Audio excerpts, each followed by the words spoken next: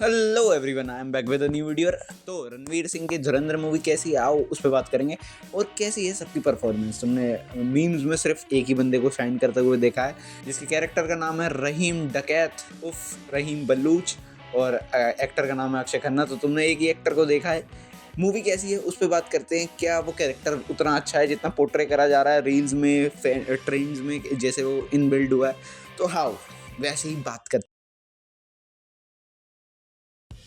तो मूवी बटी हुई है 8 चैप्टर्स में, जो कि चैप्टर बाय चैप्टर हर एक कैरेक्टर को शुरुआत में इंट्रोड्यूस करती है तुम्हारे सामने और मूवी को सेटअप करती है। मूवी बहुत ज़्यादा एक्शन रिलाई नहीं करती है। मूवी में जो एक्शन सेट पीसेज हैं, मतलब जो ट्रेलर में दिखाया गया था, बहुत ज़्यादा ऑफर करे गए थे, बट उतने नहीं है। बहुत ज़्यादा एक्शन को लेके मत जाना, ये ड्रामा है और ड्रामा अच्छे से दिखाती है जो है। मतलब ऐसा नहीं कि जियो पॉलिटिक्स पे बात चल रही है, जो गुंडों के बीच में कैसे पॉलिटिक्स चल रही है वो सब, और वो अपने वर्ल्ड को बहुत अच्छे से दिखाती है। मतलब मूवी अपने वर्ल्ड को स्टेब्लिश ही करती है, क्योंकि हमें ऑब्वियसली पाकिस्तान से क्या ही मतलब है। मेरे को तो पता ही नहीं कि कराची में कुछ लहरी भी जगह थी, मेरे को सही में नहीं पता था।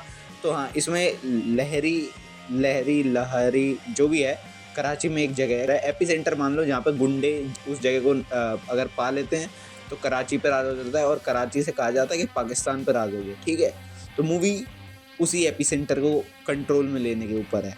मूवी में जो धुरंधर नाम है वो हमारे रणवीर सिंह का है, क्योंकि वो एक मिशन पे निकला हुआ है जिसका नाम है धुरंधर। तो अब बात करते हैं चैप्टर बाय चैप्टर। तो शुरुआत में हमें दिखाया जाता है चैप्टर 1 प्रिंस ऑफ पीस, जो कि होती है हमारे आर माधवन का कैरेक्टर। मतलब अजीत डोभाल से इंस्पायर्ड बनाया गया है, मतलब ट्रू इवेंट्स पे इंस्पायर्ड है। उसमें हमें दिखाया जाता है अजीत डोभाल का कैरेक्टर, जो कि प्लेड बाय आर माधवन है। अजीत डोभाल नहीं है उसमें, नाम भी कुछ और नाम है, नाम मेरे को याद नहीं है। तो हाँ, वहाँ दिखाया जाता है कि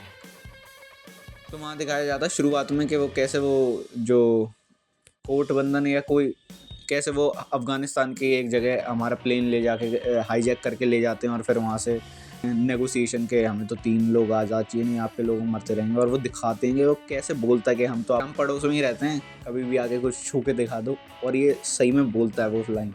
और जो मूवी में एक चीज़ है कि मूवी अपने आप को बहुत अच्छे से दिखाने की कोशिश करती है। डायरेक्टर ने बहुत तगड़ा विजन बनाया है, जहाँ उसको लगता है ना कि रियल चीज़ों को इम्पैक्टफुली डालना चाहिए, वो डालता है। मतलब इसमें मैं सैल्यूट करना चाहूँगा, क्योंकि बहुत ही वैसी चीज़ होती है जब तुम्हें पता हो ना कि इमोशंस हाई जाएंगे, तभी तुम ये सब कर सकते हो। नहीं, अगर तुम्हें पता है कि अगर थोड़ी भी वहाँ से चूक जाती ना मूवी, तो ऐसा बोरिंग फील होने लग जाती है। मूवी लंबी है, ऑब्वियसली लंबी है, 3.5 घंटे, 3 घंटे से ऊपर की। तो मूवी तुम्हें लंबी फील हो सकती है, मुझे फील नहीं हुई, क्योंकि मैं दोस्तों के साथ बैठा था। और जो भी लीड के साथ साथ 5 कैरेक्टर हैं, वो जब भी स्क्रीन पे आते हैं तुम्हें प्रेजेंस फील होती है। हर कैरेक्टर का इंडिविजुअल जो रिस्पॉन्सिबिलिटी है वो सबने बहुत तगड़ी निभाई है। अब बात करते हैं chapter 2 stranger in the shadows के ऊपर, जिसमें हमें दिखाया जाता है कैसे हमारा जो लीड है रणवीर सिंह का कैरेक्टर, वो कैसे इन्फिल्ट्रेट करता है अफगानिस्तान के थ्रू पाकिस्तान के कराची में। और फिर वहाँ कैसे उसका तो पेट्रोल ही निकालने वाले थे, पर वो ही है कि बच गया लौंडा, पर पेट्रोल बच गया। और उसके बाद, अब पेट्रोल क्यों बोल रहा हूँ वो तुम्हें मूवी में देख के समझ आएगा। तो हाँ, वहाँ से हमें इस्टेब्लिश करा जाता है कि हमारा जो लीड है इस मूवी का, वो कहाँ से आया और क्या करने के लिए भेजा गया उसको। तो हमें दिखाया जाता है कि अजीत डोभाल ने प्लान लगाया कि भेजेंगे जो वहाँ की कराची की सबसे टॉप वाली गैंग है, उसमें फिट इन होगा, और कैसे वहाँ की पॉलिटिक्स को इतनी चेंज कर देगा कि वहाँ इम्पैक्ट करे इंडिया के ऊपर। जो इम्पैक्ट होता है उससे पहले पता चल जाएगा कि इंडिया को क्या होने वाला है, समझ रहे हो? क्योंकि 2 अटैक्स हो चुके हैं, एक पार्लियामेंट में हो चुका है मूवी के हिसाब से, और एक जो वो अफगानिस्तान में हाईजैकिंग करके ले गए थे। तो ये दोनों बहुत बड़ी चीज़ें हैं इंडिया के लिए। Chapter 3 the bastard king of Lyari. तो लियारी जो जगह है वो कराची की जगह है, और वहाँ पे जो राज कर लेता है, जैसे मैंने तुम्हें बताया था शुरुआत में, तो उसका ही हो जाता है राजपाट, एक तरीके से पाकिस्तान में दबदबा तगड़ा। तो अभी वहाँ 2 लोग लड़ रहे हैं। वो कौन 2 लोग लड़ रहे हैं और कौन एक जीतता है, उस पर मैं बात नहीं करूँगा, क्योंकि वो तुम्हें ना पता है, बस तुमने देखा नहीं है ध्यान से, पर तुम्हें पता है। तो हाँ, हम बात करते हैं इस चैप्टर में होता क्या है। इस चैप्टर में जो है ना कि जो किंग का स्टेटस है वो उस बंदे को दिया जाता है कि अब आप ही हो, क्योंकि यू आर दी पर्सन वो सर्वाइव्स, क्योंकि लास्ट में वही सर्वाइव करता। तो चैप्टर 4 है बुलेट्स एंड रोजेस। वहाँ हमें समझाया जाता है कि इस चैप्टर के हिसाब से समझ ही आ रहा होगा कि कैसे वो जो हमारा लीड है वो इन्फिल्ट्रेट करता है, और कैसे रोमांस भी थोड़ा उसकी ज़िंदगी में घुलता जा रहा है, क्योंकि 3-4 साल हो गए हैं, वो इस्टेब्लिश कर चुका है चीज़ों को। अब वो धीरे धीरे ऊपर बढ़ने की कोशिश कर रहा है, रेंग कहीं, बट हाँ, ट्रस्ट पाने की कोशिश कर रहा है। चैप्टर 5 है जिन के बारे में, जिसमें इस्टेब्लिश कराया जाता है अपना चौधरी असलम जो कि है संजय दत्त का कैरेक्टर, और उसमें उसको पूरा दिखाया जाता है। चैप्टर 6 डेविल्स गार्डियन, जो कि लिटरल डेविल्स गार्डियन होता है। और ये कौन है? अर्जुन रामपाल का कैरेक्टर। और क्या दिखाया है, मतलब क्या ही दिखाया है उसको, जितना ब्रूटल सोचा था ना तुमने उतना है वो।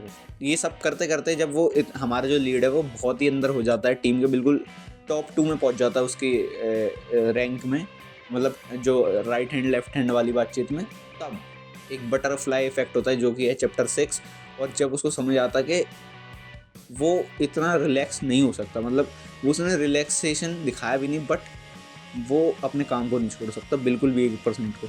जब वो छोड़ता है तो उसको बटरफ्लाई इफेक्ट दिखता है। और उस कमरे में मैं ये कहना चाहूँगा, ये बहुत ही मतलब ये बहुत ही नोटिसेबल डिटेल है कि अगर सामने वाला तुम में से 10 में से एक बंदा दुखी है तो तुम्हें इतना भी नहीं दिखा कि वो दुखी है, ज़्यादा खुशी में मगन हो गए। बट वो जो सीन है, उस सीन में मतलब जब अटैक होता है और वो वहाँ दिखाते हैं कि वो कितना खुश हो रहे थे, तो वहाँ तुम्हें कुछ लोगों के लिए बहुत ही ज़्यादा गुस्सा जनरेट हो जाएगा। जैसे कि रहमान डकैत के लिए, जो कि बलोच है, वो इतना खुश हो रहा होता है ना, तुम्हें उससे पहले मूवी में वो इतना बुरा नहीं लगता कि ठीक है भाई मार काट कर रहा है, ठीक है बुरा है रूथलेस है, ठीक है, पर ठीक है वो जो उसके बाद जो तुम्हें चुभना चालू होगा ना, वो जब वो हंस रहा होता है। फिर चैप्टर 8 है एट टू ब्रूटस। इसमें क्या है इसका सर्च कर लेना। उसके बाद मूवी एंड होती है किस नोट पे? किसी एक वादे के साथ कि वो वापस आएंगे, और एक बहुत ही सही ट्विस्ट फेंका जाता है जो कि हमें पता ही नहीं होता है। तुम किसी कैरेक्टर के बारे में सोच रहे होगे कि वो कितना अच्छा है और वो कितना ही तगड़ा चल रहा है, बट मूवी एक ट्विस्ट फेंक के मारती है तुम्हारे मुंह पे कि या यू आर ट्रैप बडी। और फिर वो दिखाते हैं कि आपने जो सोचा वो नहीं हुआ, और मूवी यहीं हमें छोड़ के जाती है। मूवी बहुत ज़्यादा अच्छी नहीं है, बहुत ज़्यादा मतलब कि ऐसा टॉप लेवल नहीं है, और बहुत ज़्यादा वॉयलेंस एक्सपेक्ट करके मत जाना, बट जहाँ जहाँ वॉयलेंस है वहाँ वहाँ मज़ा आने वाला है। स्टोरी बहुत ठीक लिखी गई है, मैं ये कहूँगा कि जो मतलब उन्होंने चैप्टर्स में डिवाइड किया वो बहुत ही अच्छी बात करी, और जो रियल इंसिडेंट्स को रियल दिखाने की कोशिश करी है वो भी बहुत अच्छा टेक है। मैं चाहता हूँ कि मूवी ऐसे ही, मतलब तुम्हें तो अब तक पता चल गया होगा, सेकंड पार्ट आएगा, तो जब सेकंड पार्ट आएगा उसके बारे में सेकंड पार्ट के टाइम बात करेंगे। मूवी मुझे पर्सनली पसंद आई। मैं तुम्हें भी अगर कुछ एक इम्पैक्टफुल मूवी देखनी है, 3-4 घंटे हैं दोस्तों के साथ, तो please go and watch it, movie अच्छी है। तो इसी के साथ मैं तुमसे विदा लेना चाहूँगा।